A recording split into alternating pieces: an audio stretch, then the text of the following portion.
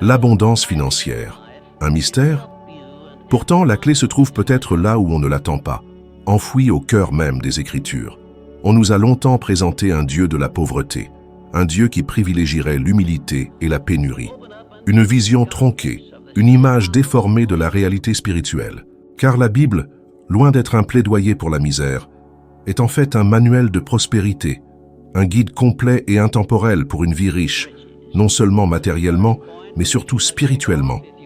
J'ai passé des années à interroger des centaines d'entrepreneurs prospères, des bâtisseurs d'empires, et un fil conducteur s'est imposé. Une mentalité particulière, une perception différente du monde. Ce n'est pas la chance ni l'héritage qui les ont propulsés, mais une vision intérieure, une conviction profonde de leur propre valeur. Le proverbe 23:7 le dit si bien, « Tel est le cœur d'un homme, telle est sa pensée ». C'est une loi immuable, une vérité spirituelle qui gouverne notre réalité. Croyez-vous être né pour la lutte, pour survivre, pour simplement joindre les deux bouts? Alors, c'est ce que vous récolterez. Mais si vous vous percevez comme un être porteur d'un dessein divin, un enfant du Créateur, la vie répondra différemment. L'univers ne réagit pas à vos désirs, mais à ce que vous croyez mériter. Combien de fois vous êtes-vous dit « ce n'est pas pour moi » ? Combien de fois avez-vous attribué la réussite d'autrui au hasard, au privilège, au réseau? Combien de fois vous êtes-vous auto-saboté avant même d'essayer? De nombreuses personnes sont prisonnières de pensées limitantes, héritées de l'éducation, de traumatismes passés, de discours religieux mal interprétés. Ces croyances, devenues des vérités inamovibles, vous empêchent d'avancer. Mais je vous le dis, vous n'êtes pas le produit de votre passé. Vous êtes ce que vous décidez de devenir. J'ai grandi dans une cabane sans électricité. J'ai vu ma mère mourir jeune. J'ai été élevé par une belle-mère sévère. Mon destin semblait tout tracé. La pauvreté. Et pourtant, enfant, j'ai pris une décision. Mon esprit ne serait pas un miroir de mes circonstances. Il serait le germe de quelque chose de plus grand. Cette conviction m'a conduit à rencontrer des hommes comme Andrew Carnegie, qui m'a dit un jour « Si vous voulez transformer le monde, commencez par changer la façon dont les gens pensent. » Cette phrase a été une révélation. Les hommes ne sont pas grands à cause de leur richesse, mais ils sont riches à cause de leur grandeur intérieure. Avant l'argent dans le porte-monnaie, il faut le but dans l'âme. Et c'est précisément ce que la Bible nous enseigne, non pas avec les mêmes mots, mais avec la même essence. Jésus a choisi des pécheurs, des collecteurs d'impôts, des femmes humbles, pas pour leur statut social, mais pour leur cœur réceptif, pour leur capacité à se voir au-delà des apparences. Changer sa mentalité demande un effort colossal. C'est un combat intérieur, un déracinement douloureux, une rupture qui peut vous éloigner des personnes et vous confronter à vos peurs les plus profondes. Romains 12:2 nous appelle à cette transformation. Ne vous conformez pas au siècle présent, mais soyez transformés par le renouvellement de l'intelligence. Transformation, renouvellement, ce sont des actes de volonté, des choix quotidiens. Vous êtes-vous résigné à l'idée que la vie est intrinsèquement difficile, que l'argent est sale, que Dieu veut vous voir à la limite de vos forces? Ou êtes-vous prêt à renouveler votre intelligence? La prospérité commence par un changement de paradigme. Ce n'est ni de la magie ni un discours de motivation, mais un principe éternel.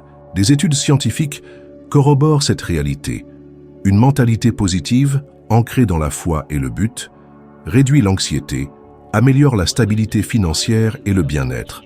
Inversement, les pensées de pénurie, de peur et de victimisation maintiennent des générations dans le cycle de la pauvreté. Il ne s'agit pas seulement d'argent, il s'agit de briser les chaînes, de réécrire l'histoire de sa famille. Si vous ne savez pas par où commencer, commencez comme moi, par une décision. Décidez de rejeter les pensées limitantes, de ne plus répéter les phrases apprises, sans les remettre en question, de ne plus vous sentir anonyme. Vous êtes unique. Votre esprit est un trésor, une source inépuisable d'idées capables de changer le monde. Tout ce que l'esprit humain peut concevoir et croire, il peut l'accomplir. Aujourd'hui, c'est le jour où vous décidez en quoi vous croirez. Combien attendent un miracle sans agir quand l'opportunité se présente? On prie, on jeûne, on demande des portes ouvertes, mais quand la porte s'ouvre, On hésite, on recule, on dit que ce n'est pas le bon moment, que Dieu n'a pas encore confirmé. La foi n'est pas la passivité, c'est l'action. Jésus n'a pas dit « Attendez assis que le pain tombe du ciel ». Il a dit « Demandez et vous recevrez, frappez et l'on vous ouvrira, cherchez et vous trouverez ». La foi, c'est le mouvement, l'action, la persévérance. La formule de la réussite, c'est « désir ardent, plus foi plus, action persistante ». Réalisation.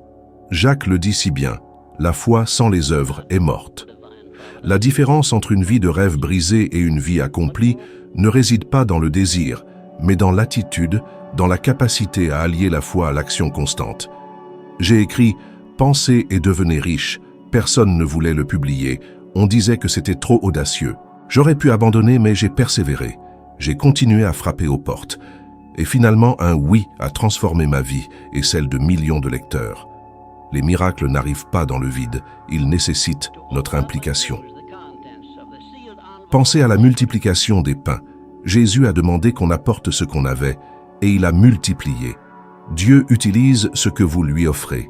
Beaucoup veulent récolter sans planter, répondre sans poser de questions, obtenir la multiplication sans rien apporter. Combien de portes n'avez-vous pas franchies par peur? Le doute, déguisé en prudence ou en religiosité, paralyse. Cette paralysie spirituelle est la source de la stagnation financière, émotionnelle, professionnelle et même ministérielle de milliers de personnes. Quand vous priez pour une direction, Dieu vous ouvre une porte mais il ne vous y poussera pas. Dieu ne fera pas pour vous ce qu'il vous a donné la capacité de faire. Il peut ouvrir la mer, mais vous devez faire le premier pas. Il peut faire pleuvoir la manne, mais c'est dans le désert que le peuple a dû faire confiance. Il y a une terre promise qui vous attend, un niveau de vie que Dieu a rêvé avant votre naissance. Mais vous n'y arriverez pas avec de belles paroles. Il faut agir, même avec peur, même avec incertitude. C'est l'action persistante, quand personne ne vous applaudit. Les scientifiques du comportement le confirment. Ceux qui agissent, sans se sentir totalement prêts, ont plus de chances de réussir. La confiance naît de la pratique. Le doute recule devant l'action. Thomas Edison a échoué plus de 1000 fois, mais à chaque tentative, il y avait de l'action, une foi inébranlable. L'univers honore ceux qui font confiance. La foi produit l'action. Qu'avez-vous fait avec ce que vous avez déjà? Avez-vous enterré vos talents par peur? Le problème n'est pas la pénurie, c'est la paralysie, la mentalité qui enterre ce qu'elle a en attendant ce qu'elle n'a pas. Même le peu sera retiré de celui qui n'agit pas. L'univers récompense ceux qui font des efforts, qui prennent des risques, qui s'engagent.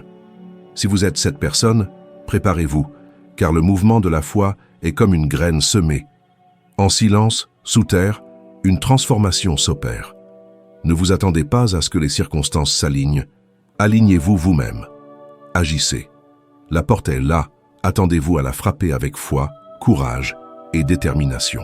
Vous pouvez prier, jeûner, faire des déclarations positives, assister à des cultes.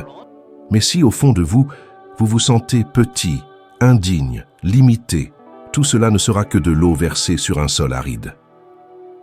La transformation commence par l'identité. La mentalité est le sol, l'identité, la racine. Si la racine est malade, les fruits ne seront jamais sains. J'ai vu des hommes et des femmes aux dons incroyables, bloqués par l'indigence. J'ai moi-même lutté longtemps contre cette voix intérieure. Tu n'es pas assez bien. Mais quelque chose a changé quand j'ai compris que les hommes de succès possèdent une identité solide. Ils savent qui ils sont. Ils se sentent à leur place. Jésus est le plus grand exemple. Il connaissait sa mission et rien ne le faisait vaciller. Romains 12, 2 nous dit « Soyez transformés par le renouvellement de l'intelligence. » Il ne s'agit pas seulement de penser différemment, mais d'être différent. Regardez-vous dans le miroir et reconnaissez en vous l'image du Créateur, porteur de promesses, de buts, de missions. Certains font tout bien, mais rien ne semble couler de source. Le problème n'est peut-être pas l'effort, mais le manque de reconnaissance intérieure. Tant que vous vous considérez comme quelqu'un qui essaie juste d'améliorer sa vie, vous n'assumerez jamais la posture de celui qui est né pour diriger. Diriger, ce n'est pas dominer, c'est se maîtriser, guider ses pensées, prendre le contrôle de son récit, vivre selon ce que Dieu a déclaré à votre sujet. Je ne dis pas cela pour écarter Dieu, mais pour vous rendre responsable. Dieu ne fera pas pour vous ce qu'il vous a donné les moyens de faire. Il vous donnera la graine, mais vous devez planter, arroser, décider. Cette décision est douloureuse, car elle exige d'enterrer l'ancienne identité, de rompre avec ce qui vous maintenait confortable. Rester victime est plus facile qu'assumer ses responsabilités. La majorité cherche la prospérité avec l'identité d'un survivant. Mais les survivants ne construisent pas, ils résistent. Ils vivent à la limite. Les fils gouvernent, ils construisent, ils héritent.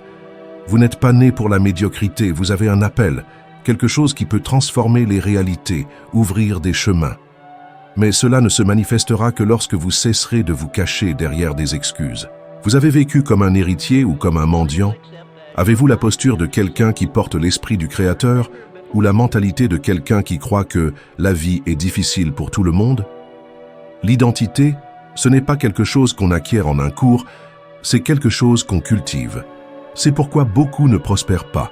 Ils attendent que le changement vienne de l'extérieur. Ce qui doit changer est à l'intérieur. Si la racine est saine, vous pourrez traverser les tempêtes, mais vous resterez debout. Dieu ne veut pas seulement que vous ayez des biens, mais que vous soyez un refuge, un lieu d'espérance. Mais cela commence par votre identité. Alors, aujourd'hui, regardez en vous et demandez-vous, qui croyez-vous vraiment être? La prospérité ne se produit pas par hasard. Elle se construit, choix après choix, attitude après attitude. Beaucoup veulent en récolter sans planter. On ambitionne l'excellence, mais on fuit l'effort. On rêve du succès, mais on se réfugie derrière des excuses dès que l'exigence se fait sentir. J'ai observé ce phénomène maintes et maintes fois. Des individus, initialement bouillonnants d'enthousiasme, porteurs de projets ambitieux et de slogans inspirants, finissent par abandonner en chemin. Pourquoi? Parce qu'ils découvrent que la persévérance exige bien plus que de la force physique. Elle réclame une force intérieure, une résilience spirituelle, une conviction inébranlable, même lorsque personne ne croit plus en vous. C'est là la différence entre ceux qui réussissent et ceux qui rêvent. La capacité à avancer sans reconnaissance, sans applaudissements, même quand les résultats semblent insignifiants. Les Écritures sont claires. L'âme du paresseux désire, et rien n'a, mais l'âme des diligents sera rassasiée. Proverbe 13, 4. Tout le monde désire, c'est vrai, mais le désir ne change rien. Ce qui transforme une vie, c'est l'effort, l'engagement quotidien, la discipline. C'est précisément ce qui manque à beaucoup. Ce n'est pas un manque de foi ni de talent, mais un manque de rigueur, d'autodiscipline. Cette autodiscipline, c'est le pilier invisible de tout empire visible. C'est ce que vous faites quand personne ne vous regarde. C'est la qualité de votre travail, même sans récompense. C'est le silence de vos actions qui forge l'éclat de votre héritage. Jésus incarnait cette discipline. Avant de nourrir les foules, il jeûnait. Avant de guérir, il priait. Avant d'être la réponse du monde, il cherchait son Père en secret. Ce qui paraissait surnaturel reposait sur une rigueur spirituelle profonde. Il comprenait qu'il n'y a pas de manifestation sans fondation. Si le Fils de Dieu lui-même a suivi cette voie, comment pourrions-nous espérer atteindre la grandeur sans préparation, sans sacrifice, sans engagement total? Le succès ne s'épanouit pas sur un terrain fragile. Dieu accorde des dons, ouvre des portes, certes, mais c'est la façon dont vous vous comportez une fois la porte franchie qui révèle votre préparation à persévérer. Dieu ne cherche pas à vous impressionner avec des bénédictions éphémères, il veut vous établir, vous affermir. Mais il ne soutient que ceux qui sont dignes de confiance. Et la fiabilité commence par les petites choses, par le fait d'accomplir ses tâches même sans envie, de donner le meilleur de soi-même même sans témoin, d'exceller dans les détails. L'excellence n'est pas une grandeur extérieure, mais une grandeur intérieure. Tout ce que vous faites, faites-le de bon cœur comme pour le Seigneur et non pour les hommes. Colossiens 3, 23. Peu importe l'importance apparente de la tâche, peu importe les félicitations, faites de votre mieux car vous savez pour qui vous le faites. Cela change tout. Votre approche au travail, votre attitude familiale, votre soin de votre corps et de votre esprit, l'utilisation de vos talents. Celui qui a compris ce principe vit avec excellence, avec un but, avec engagement. Et l'excellence, nourrie par la persévérance, attire inévitablement des résultats différents. Prenons l'exemple de Daniel, un jeune exilé sans position sociale, entouré de luxe, de propositions alléchantes, de festins. Qui choisit la discipline, la sainteté au lieu de la facilité, la fidélité au lieu du confort? Résultat, il devient conseiller des rois. Un homme ordinaire en terre étrangère, au sommet de l'empire le plus puissant de son temps. Ce ne fut pas de la chance, mais le fruit d'un principe. Il ne se corrompit pas, il resta fidèle, il tint bon quand la plupart auraient cédé. Et pour cela, il fut établi. Autour de vous, combien de personnes ont bien commencé mais se sont perdues en chemin? Combien ont été élevées mais n'ont pas su rester debout? Le monde ne récompense pas l'enthousiasme du départ, mais l'excellence à l'arrivée. Et cela n'est possible que si la persévérance devient un mode de vie. On dit souvent « il a eu de la chance », mais la chance ne bâtit pas un héritage. Elle peut ouvrir une porte, mais seule la constance la maintient ouverte. Cette constance se forge dans les moments difficiles, quand on a 1000 raisons d'abandonner, mais qu'on choisit de continuer. Elle se façonne face aux refus, aux retards, aux souffrances silencieuses. Et tout cela, bien exploité, se transforme en autorité. J'ai connu des périodes où rien ne semblait avancer.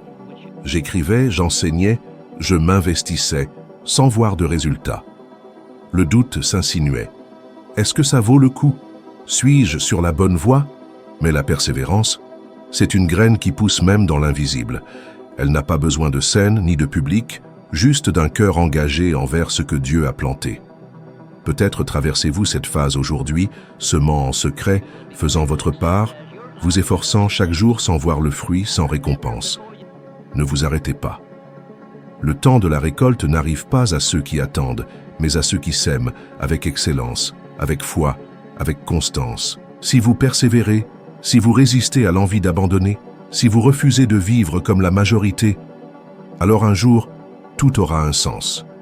Vous regarderez en arrière et vous vous direz que chaque larme, chaque choix difficile, chaque nuit passée à travailler valait la peine. L'excellence cultivée dans l'anonymat soutiendra l'abondance à venir. Et quand elle arrivera, et elle arrivera, souvenez-vous que la vraie prospérité n'est pas seulement ce que vous acquérez, mais ce que vous devenez dans le processus et l'héritage que vous laissez derrière vous. Elle ne commence pas dans votre portefeuille, mais dans votre esprit, se nourrit de votre foi, se fortifie dans votre identité et fleurit grâce à une action persévérante. C'est le schéma invisible qui distingue ceux qui rêvent de ceux qui réalisent. Vous avez déjà fait un pas important en étant ici, en nourrissant votre âme de sagesse pratique et spirituelle. Si ce contenu vous a touché, n'hésitez pas à le faire savoir en appuyant sur « J'aime ». Cela nous aide à continuer à produire des contenus aussi riches. Et si vous souhaitez rejoindre notre communauté, avec accès à des contenus exclusifs, des coulisses et une priorité dans les commentaires, devenez abonné, vous serez les bienvenus. Maintenant, ne vous arrêtez pas là. La vidéo suivante est déjà sur l'écran. Elle vous mènera plus loin dans cette aventure. C'est votre prochain pas pour devenir 1% meilleur qu'aujourd'hui. Je vous attends. Sérieusement. Gravissons ensemble une marche supplémentaire.